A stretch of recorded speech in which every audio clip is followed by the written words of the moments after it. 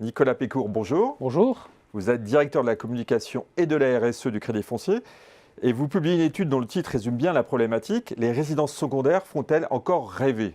Mais avant de répondre à cette question, pouvez-vous nous dresser un état des lieux du sujet? Quelle est la part des résidences secondaires dans le parc total de logement?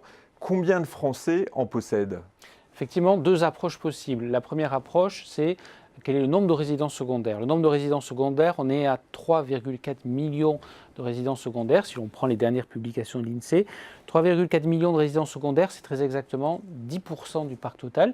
C'est un chiffre qui est tout à fait significatif, au moins pour deux raisons. D'abord, les résidences secondaires, c'est un phénomène qui est relativement récent. Alors dans le relativement récent, en fait, il va falloir attendre dans l'histoire de France les 30 glorieuses et donc un pouvoir d'achat plus important, des moyens de transport qui vont justifier l'acquisition de résidences secondaires. Et puis, la France est un pays qui exerce une certaine attraction vis-à-vis de nos voisins étrangers et on a aussi un certain nombre de résidences secondaires qui sont tout simplement détenues par nos voisins européens. Je pense tout particulièrement à nos voisins anglais qui possèdent dans certaines régions, on le sait notamment sous l'ouest de la France, un certain nombre de résidences secondaires. Ça, c'est la première approche et peut-être pour terminer en termes d'évolution, on est sur un parc de résidences secondaires sur les 30 dernières années qui a évolué de 28%. Alors 28%, c'est à la fois beaucoup et puis c'est normal, c'est un peu moins que l'évolution sur les 30 dernières années des résidences principales qui se situe à 37%. La deuxième approche, en fait, c'est le nombre de Français qui détiennent une résidence secondaire. C'est l'objet de l'enquête que nous avons menée avec le cabinet ELAB. Donc on a tout naturellement posé la question aux personnes interrogées, détenez-vous une résidence secondaire? Et la réponse, c'est ils sont 13% à nous répondre, oui, je détiens une résidence secondaire. Alors, est-ce que c'est beaucoup ça?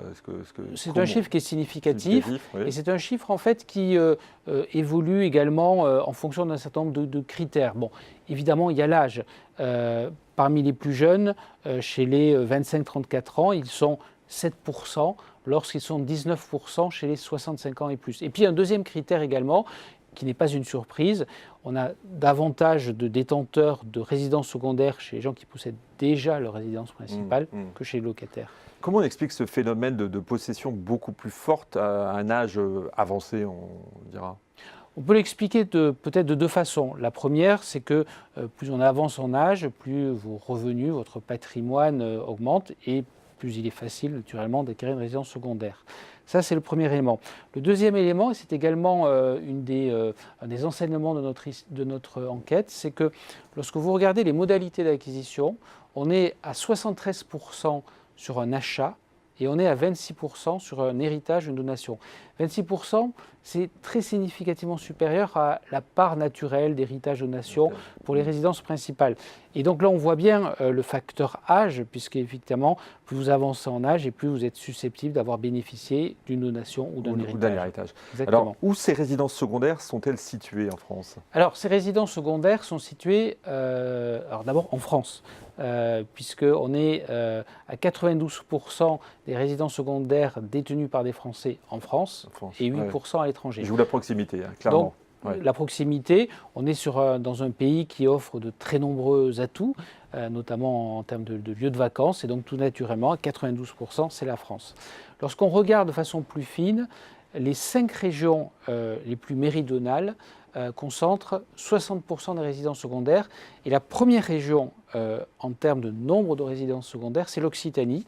Ce n'est pas une surprise, l'Occitanie d'abord c'est une grande région, et c'est une région qui cumule à la fois la mer, la bordure méditerranéenne, les Pyrénées en termes de montagne, et puis également, c'est important, la campagne pour ceux qui préfèrent les résidences secondaires à la campagne.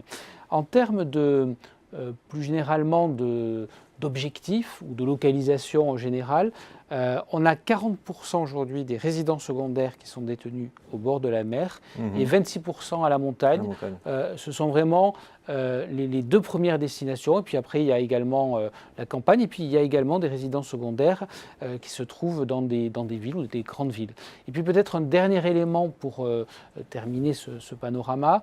On a posé la question, quelle est la durée moyenne de transport entre votre résidence principale et votre résidence secondaire?